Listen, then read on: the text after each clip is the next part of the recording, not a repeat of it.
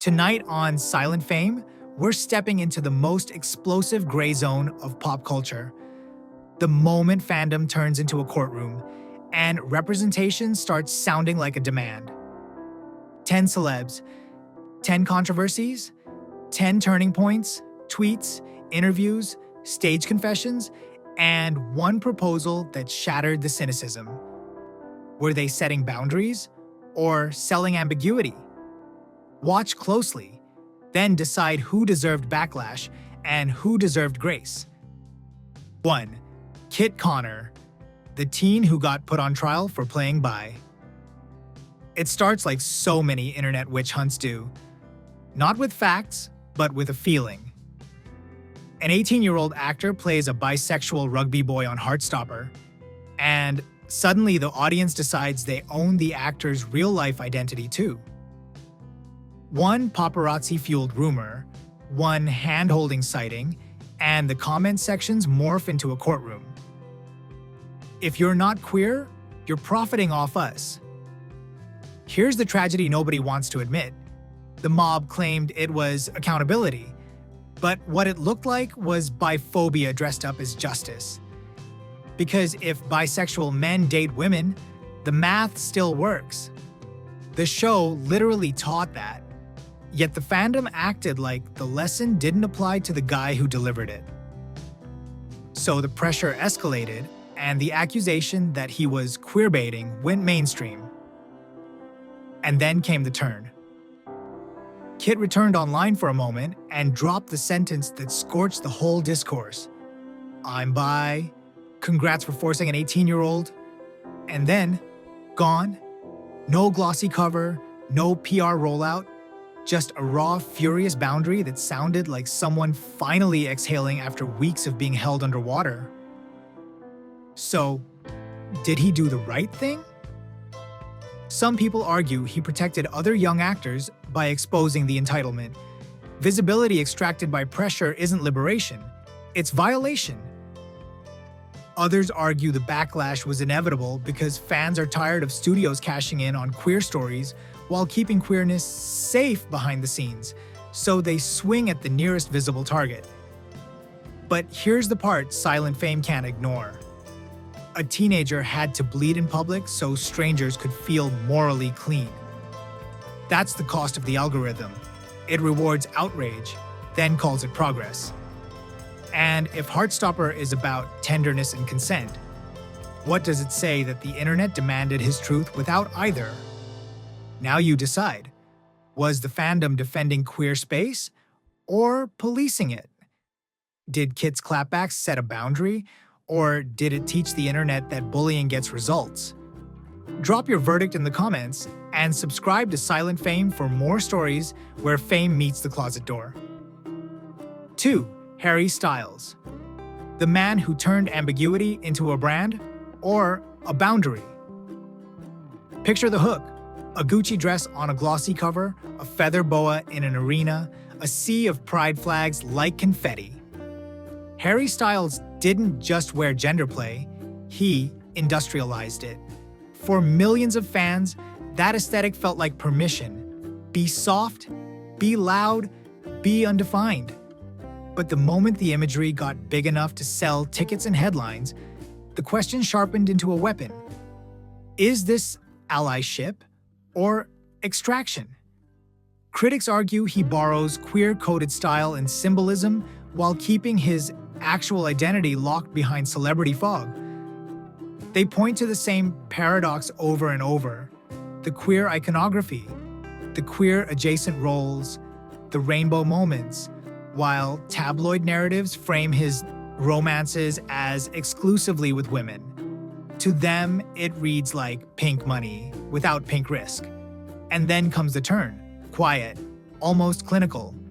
In his Better Homes and Gardens interview, Styles refused to label his sexuality and called the expectation to clarify what boxes you're checking outdated. He said he's open with friends, but that experience is his, private. He pushed it further in a later profile. When people say he's only publicly been with women, he countered, I don't think I've publicly been with anyone, arguing that paparazzi photos aren't consent to a public relationship. So here's the fight I want in the comments. Is Harry doing something radical? Normalizing a world where expression doesn't require a label? Or is he benefiting from queer longing while letting hetero assumption protect him from the harshest consequences? Because there's a darker subtext either way. If you demand he prove queerness to earn the right to wear a dress, you're rebuilding the closet with prettier wallpaper. But if you never interrogate the marketing machine, you're letting corporations sell queerness as an accessory and call it progress. Where's the line? When does ambiguity become protection? And when does it become a product? Drop your verdict below and subscribe to Silent Fame for more stories where the spotlight doubles as surveillance. 3. Shawn Mendes, the rumor that grew teeth. For Shawn, the queerbaiting story didn't begin with a music video or a flag. It began with the internet doing what it does best, turning a teenage boy into a theory. Since he was a kid, strangers audited his voice, his posture, his softness. Like masculinity is a passport that can be revoked. Every interview became an interrogation. Just say what you are. And every denial only fed the machine, because the algorithm loves one thing more than truth: tension. Then he walked on stage at Red Rocks in October 2024, guitar in hand, and finally fed the rumor a mirror. He introduced an unreleased song, The Mountain, with lyrics that nod to the decades of speculation, girls or boys, whatever fits your mold. And then came the turn. Not a coming out, not a denial, something messier and more honest. Shawn told the crowd the real truth is he's just figuring it out like everyone, admitting he doesn't always know, and that it feels scary in a world that has so much to say about it. Here's where the comment war starts. One side says, "This is the end of the witch hunt. A man refusing to perform certainty just to satisfy strangers." They hear that speech as liberation from toxic masculinity, permission to be questioning without shame. The other side isn't as forgiving. They argue that ambiguity from a megastar still has power. When you tease the topic in lyrics and speeches, you're inviting the audience into a conversation you later ask them to leave.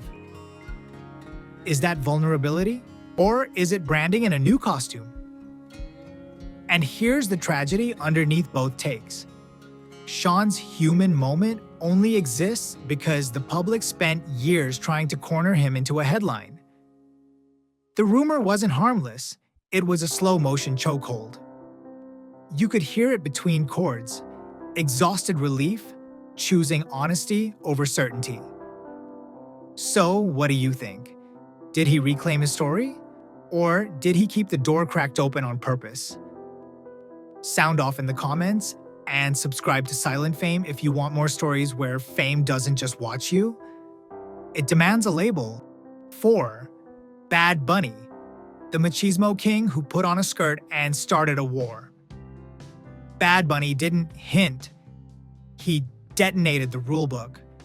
In a genre built on hard jaws and harder denial, he walked out in painted nails, soft silhouettes, skirts that scream freedom in a language that usually only respects bullets and bravado.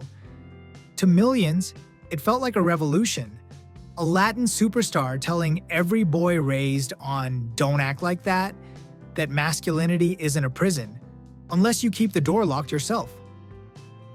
And then the knives came out. Because the accusation wasn't just "that's weird," it was sharper. He's borrowing queerness for profit. Critics called it queer aesthetics as marketing, shock value that sells streams, headlines, tickets, while the world still assumes he's straight. In their eyes, he gets the applause of boundary breaking without paying the full price of being labeled. But here's the tragedy nobody wants to sit with. He does get punished. Maybe not in the exact same way, punished anyway. He's taken homophobia like shrapnel for simply refusing the uniform, and he's responded with a line that cuts both sides. You don't know what's in someone's heart. Translation? Stop acting like you're the border patrol of identity. So what is he really? A disruptor cracking machismo from the inside? Or a genius who discovered that ambiguity is the safest kind of controversy? Because both can be true. He can be brave and profitable. He can challenge gender norms and benefit from them. That's what makes the case toxic, addictive, impossible to resolve, and perfect for silent fame. Is Bad Bunny expanding queer freedom or selling it? When a straight presenting star uses queer-coded imagery, is that allyship or appropriation? Drop Makar 4 in the comments with your verdict. And if you want more stories where fame turns identity into a battlefield, subscribe to Silent Fame. 5. Billie Eilish. The girl they tried to label like a product. Billie didn't come out like a headline. She came out like a shrug. For years, the internet treated her like a riddle to solve. Her clothes, her friendships, her energy. Every detail ripped apart like evidence. And the cruel irony? Billie spent so much of her early career covering her body to avoid being sexualized, only to be sexualized anyway, by a different crowd, for a different reason. Then came the slumber party era, the visuals that felt intimate, playful, sapphic-coded, and the accusation exploded, queerbaiting. People claimed she was using queer vibes to go viral without owning the identity. Like queerness is a costume you're allowed to wear only if you show receipts. But Billie's turn wasn't a glossy confession. It was messy, irritated, very Gen Z. When a journalist pushed the conversation into formal coming out territory, Billie looked genuinely blindsided, like, why are you making this a ceremony? And afterward, she basically snapped back at the whole machine. Stop turning my attraction into a spectacle. Stop making my private self a public storyline. Stop acting like you're entitled to a label. And that's where the comment section splits into two religions.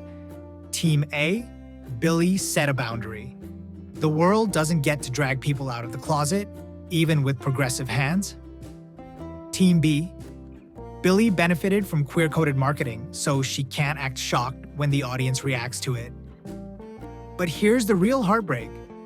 Billie's story proves that even in 2025, visibility still comes with a cost. And sometimes the cost is paid in discomfort, in backlash, in being reduced to one sentence instead of a whole human. Was Billie protecting her privacy? Or avoiding accountability? Is who cares empowering or dismissive of how dangerous this still is for others? 6. Joshua Bassett, the icon they claimed. Then put on trial. Joshua Bassett is the kind of story that makes fandom feel like a crime scene. One year, he's a Disney prince with a soft voice and softer edges, calling a male celebrity hot, hinting he's part of the LGBTQ+ community, letting fans breathe because they finally see a mainstream boy not terrified of tenderness. Overnight, he becomes a symbol, a "we have him" moment, a flag people wave like ownership.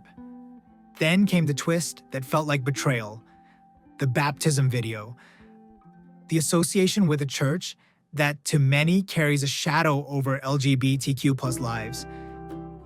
And the internet snapped. Not just disappointment, rage, because the narrative turned into something uglier than queerbaiting. It became, he used us, then ran back to a machine that erases us. His response tried to split the difference. Faith is personal. He didn't endorse every belief.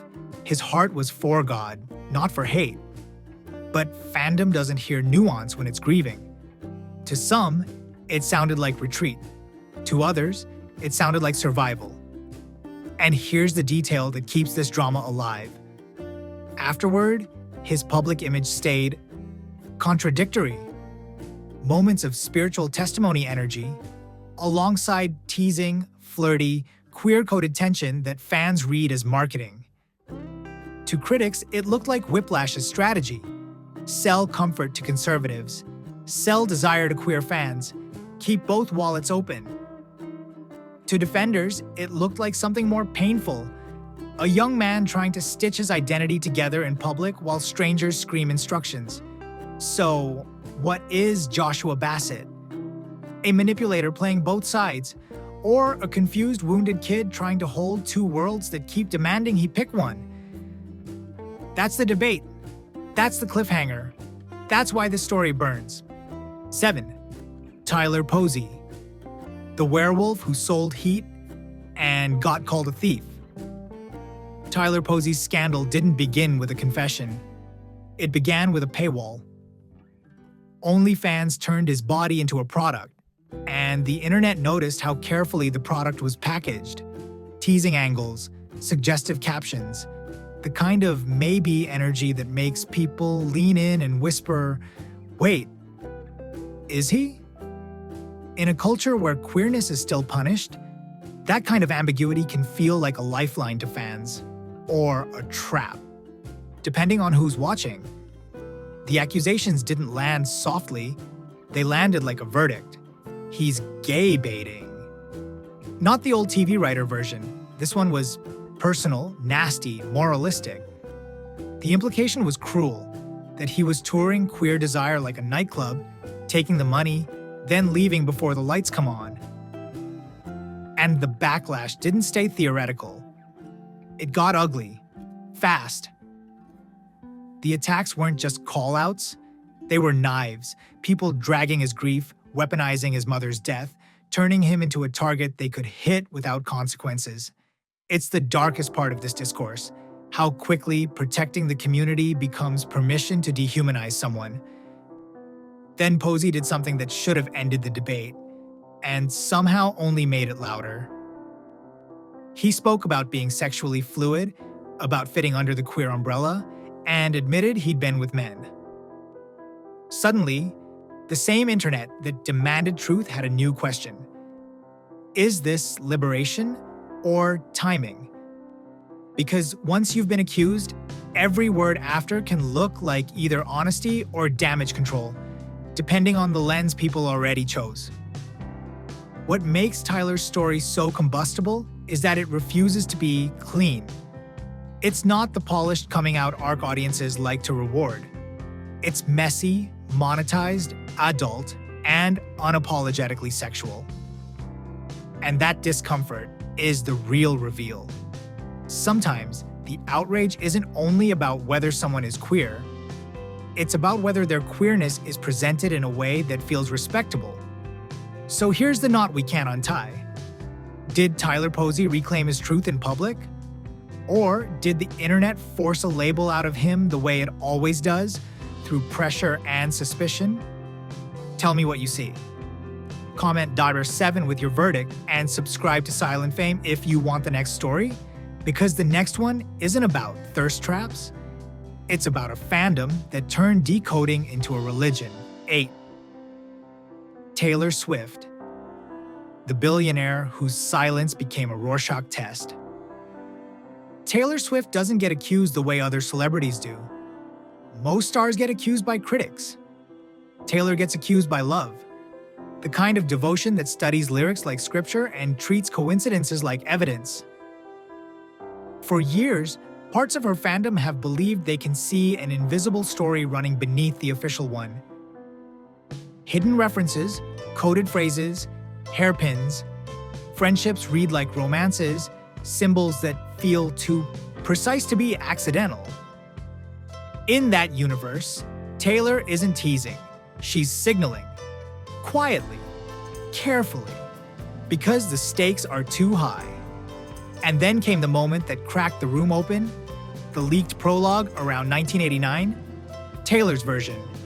A passage many read as Taylor pushing back against people sexualizing her close female friendships.